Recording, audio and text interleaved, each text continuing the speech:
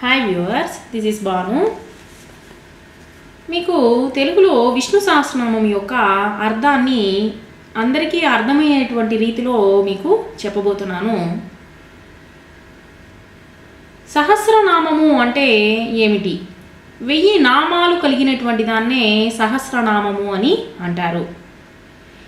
ఈ యొక్క 1000 నామాలని రచించింది వచ్చేసి వేదవ్యాసుడు. అందరికీ తెలియజేసింది వచ్చేసి ఆది శంకరాచార్యులు. మహాభారతంలో కురుక్షేత్ర యుద్ధంలో అర్జునుడు భీష్ముణ్ణి వధించారన్నమాట. అంటే బాణాలతో ఒళ్ళంతా నింపేశారన్నమాట. నింపినప్పుడు ఆయన ఆ యొక్క బాధని తట్టుకోలేక ఉండేటువంటి సమయంలో ఆ యొక్క అర్జునుడు తనకి ఆ యొక్క బాణాలతోనే ఒక పడకని తయారు చేశారు అర్జునుడు. ఆ యొక్క పడక మీద పడుకొని ఉన్నారు భీష్ముడు. ఉత్తరాయణంలో తన మరణం కోసం ఎదురు చూస్తూ ఉన్నారు భీష్ముడు. అంటే ఆ యొక్క మనకు ఒక కాల్లో ఒక చిన్న ముళ్ళు గుచ్చుకుంటేనే మనకు ప్రాణము విలవిల్లాడుతూ ఉంటుంది. అలాంటి భీష్మునికి ఒళ్ళంతా బాణాలతో నింపేస్తున్నారు. ఆ యొక్క నొప్పి బాధని భరించలేక ఉత్తరాయణంలో ఒక మంచి ముహూర్తం కోసము, మరణం యొక్క ముహూర్తం కోసము ఎదురు చూస్తూ ఉన్నారు భీష్ముడు. అంటే ఈ యొక్క మరణం వచ్చేసి మనకు ఉన్నట్టుండి సంభవిస్తుంది. కానీ ఈ యొక్క భీష్మునికి మటుకు తన యొక్క తల్లి వరప్రసాదం వలన తన ఎప్పుడు మంచి రోజు కోరుకుంటే ఆ రోజు తనకి మరణము సంభవిస్తుందన్నమాట. అటువంటి వరాన్ని సంపాదించాడు భీష్ముడు. ఆ యొక్క భీష్ముడు తన యొక్క మరణం కోసం ఎదురు చూస్తూ ఉన్నారు భీష్ముడు.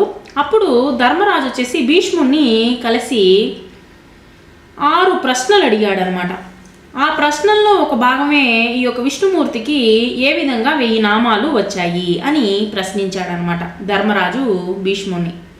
అప్పుడు విష్ణు సహస్రనామం గురించి భగవంతుని ప్రార్థన చేస్తూ ధర్మరాజుకి మనందరికీ కూడా ఈ యొక్క శ్లోకానికి అర్థాన్ని చెబుతూ ఉన్నారనమాట ఈ యొక్క భీష్ముడు.